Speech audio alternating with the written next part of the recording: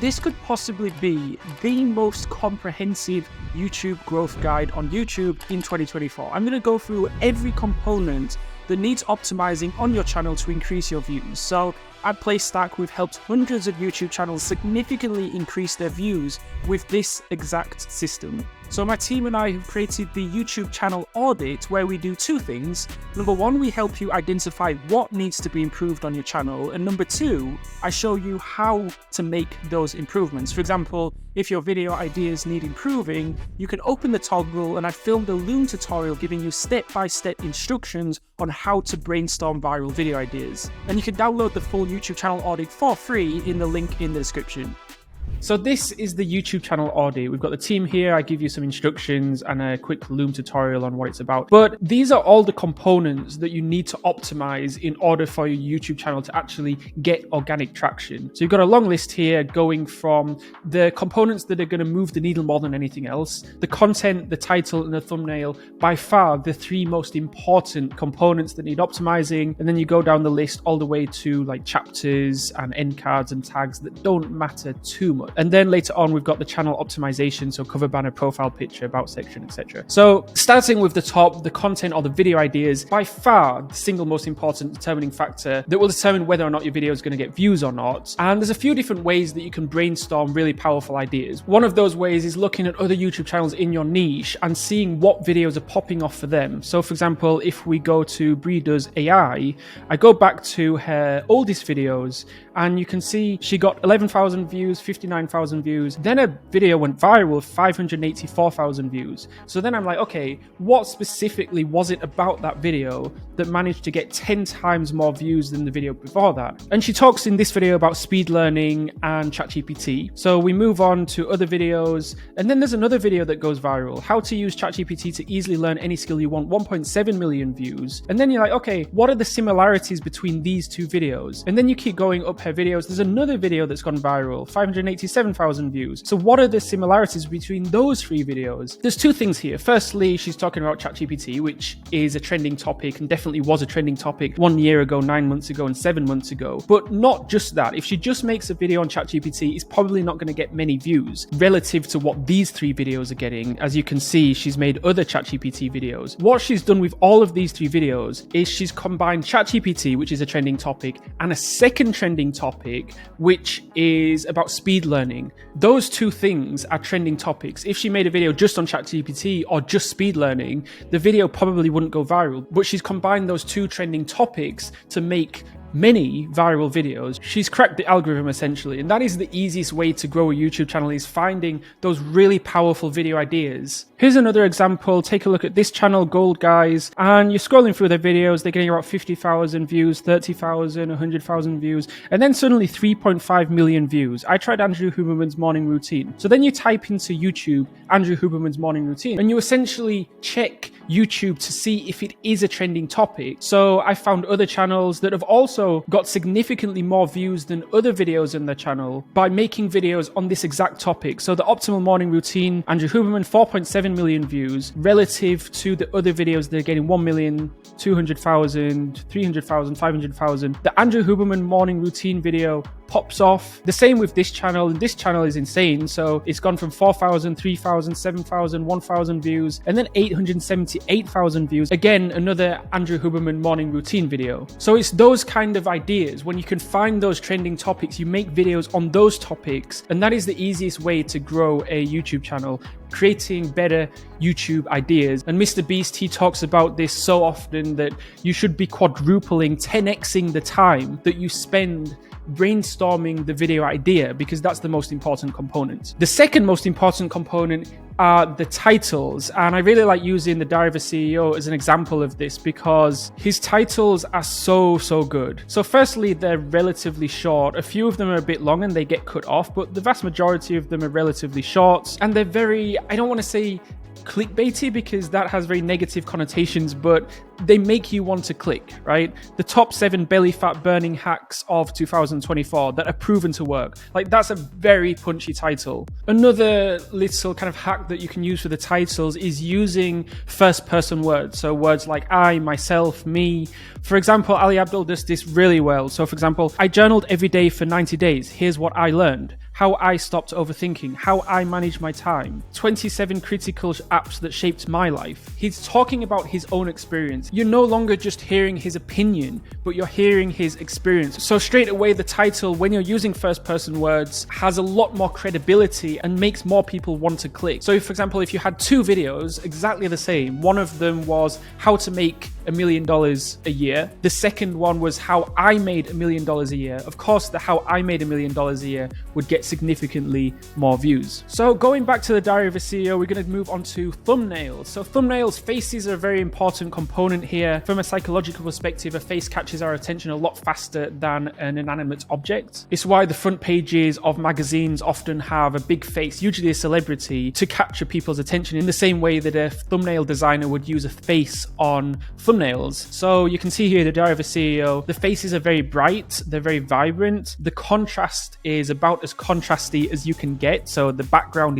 is black. Interestingly, the faces are action shots, meaning that the faces, you can see that their mouths are open. It's very clear that they're in the process of talking, and those action shots will get a significantly higher click-through rate than just a face that has no emotion. And then we move on to the text of the thumbnail. Similarly to the titles, the text is very curiosity evoking, right? Eggs are making you fat. The 70-30 body shape is significantly the most sexy. Your comfortable life will cause cancer. Like, these are very compelling things. If these are like 2-hour interviews, they're pulling out in the same way that a newspaper article would pull out the most interesting statement of an interview or an article and use that as the title. It's exactly the same here with these thumbnails, and again, super high contrast with white text on a black background. But not only that, they've highlighted the most powerful word in red. So you've got fat, sexy, cancer, toxic, weight, divorce, kill, war, pain, cancer, poo, perfect.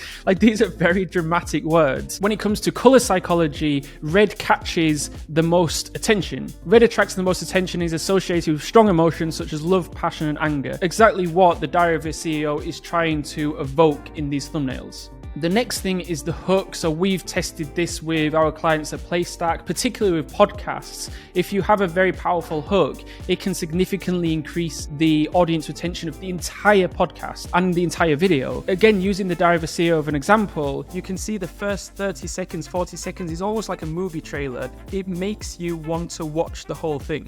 That's the hook. Now moving on to the outro. The outro is often one of the easiest ways to increase audience retention on a YouTube channel. And this is important because the higher the audience retention, the more YouTube's algorithm is going to push your channel to a new audience, and you're going to get more views. So this is the audience retention of one of our clients. And you can see here at the end of the video, she says, in the end, our full day adventure exploring Tokyo was, meaning that she was signaling to the viewer that the video is coming to an end. As soon as she signals to the viewer that the video is coming to an end, the audience retention just plummets. So as soon as you use words like in the end, in conclusion, my final point is, or that's it for this video, words like that, then the viewer's going to click to the next video. Because generally viewers on YouTube or any social media really don't have the longest attention span, because that's what YouTube has been designed for. If you look on the sidebar of this YouTube video, how many YouTube videos are competing for the viewer's attention? So generally a 10-second outro with one sentence summarizing what happened in the video or the main golden nuggets of that video, and the second component would be a very short 3 to 4 second call to action, maybe go into a lead magnet or your website or a new video. Video structure is relatively simple. Most talking head videos will start with the introduction with a very powerful hook, relatively short introduction, then point 1, 2, 3, 4, 5 or however many points, and then go straight into a very short outro. It's extremely important that every point in the video, if it's a talking head video, is very compelling, very either entertaining or educational. YouTube in 2024 is a lot more saturated than it was in 2023 and previous years, and so you no longer can you make videos that are mediocre and they actually go viral. Video editing is also extremely important. Interestingly, in 2023, YouTube video editing was very, very fast. If you think about videos like Mr. Mr. Beast. He doesn't stay in the same frame for any longer than 2 or 3 seconds. The shot is always changing, the music is fast-paced, and it's all designed to keep the audience interested. But interestingly, in 2024, what we're seeing is a lot slower paced video editing, because in 2023, it was getting almost too fast. It was getting extremely ADHD and almost a bit tiring watching super fast-paced content. So now in 2024, it's a lot more about providing value and not having to distract the viewer away from the value by very fast-paced and heavy editing. So moving on to the descriptions. Descriptions are actually more important for SEO than anything else, because honestly, very few people actually open the descriptions. Hashtags can be a little bit more important here. For example, let's look at the Future's description of his latest video. You've got 4 hashtags here, 3 of which end up at the top of the description here, and then you click into these and then you see all the videos that are hashtagged pricing creativity. It's also important not to have too many call to actions in here, because the more call to actions you have, the smaller the chance of someone actually clicking on that link.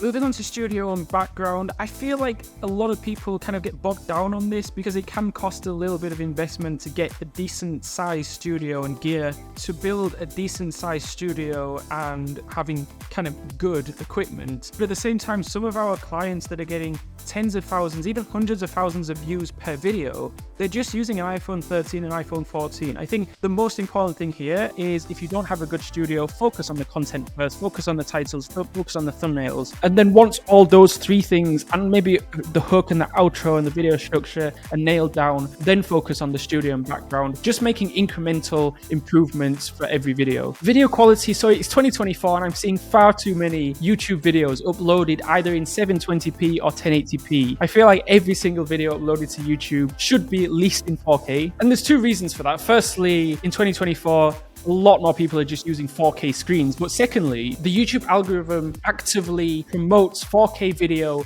over 1080p. So let's say you've got 2 videos exactly the same. One of them is in 4K and one of them is in 1080p. The 4K video will get just slightly more views than the 1080p video. And a small hack here is, if your camera doesn't actually film in 4K, or maybe the files are too big, or whatever reason you don't want to film in 4K, and what you can do is, in the editing process, you can upscale and export your video in 4K. So you do actually upload the video to YouTube in 4K, even though it won't be a true 4K. The next is tags. Now, tags used to be super important like 3, 4, 5, 6 years ago. Now they're less important. What YouTube found was a lot of people were misusing tags and just using random tags or tags with a super high CPM to try and get a higher CPM for their video. So now what YouTube do is they will automatically auto caption your videos, and using the words that actually come out of your mouth, that's how they will rank your videos. However, it takes probably about 60 seconds to add the tags in a YouTube video. I think it's worth it just spending that 1 or 2 minutes adding tags. The vast majority of us, it's not really worth researching those tags and getting the perfect tags,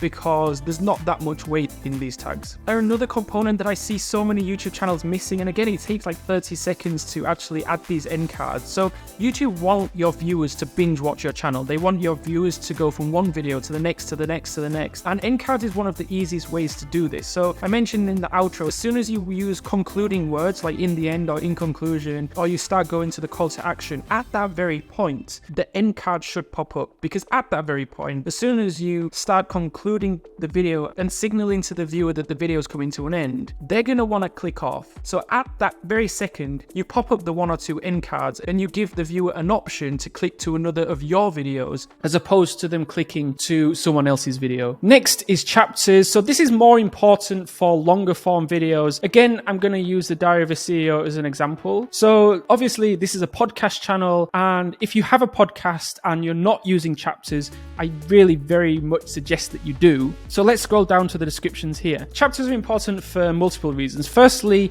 a lot of viewers of this channel wouldn't want to be watching a 1 hour 46-minute video. So they will be skipping to see the most interesting parts, or the parts that are most relevant to them. That's one way chapters will help. Secondly, chapters will help in terms of SEO. And thirdly, and this is often underutilized, chapters can be really good in terms of hooking the viewer, meaning almost all of these chapters are very curiosity evoking questions. For example, the truth about eating bread. If we don't eat meat, where do we get our protein? So similarly to the title and the thumbnails, these chapters are designed to get you to want to watch more of the video. And more importantly, they don't give away the golden nuggets or the most important parts of the video. They don't actually provide value in terms of information that you're learning. It's more about asking that question and creating that hook so the viewer wants to watch your videos to find out the answer of these questions. The next component are shorts. Now, shorts don't necessarily directly convert to long form views, but I see shorts as more for branding in the same way that, for example, in the same way that Coca-Cola do their marketing. You'll see the Coca-Cola logo everywhere. It doesn't directly convert to more people drinking their drink, but it indirectly does that. So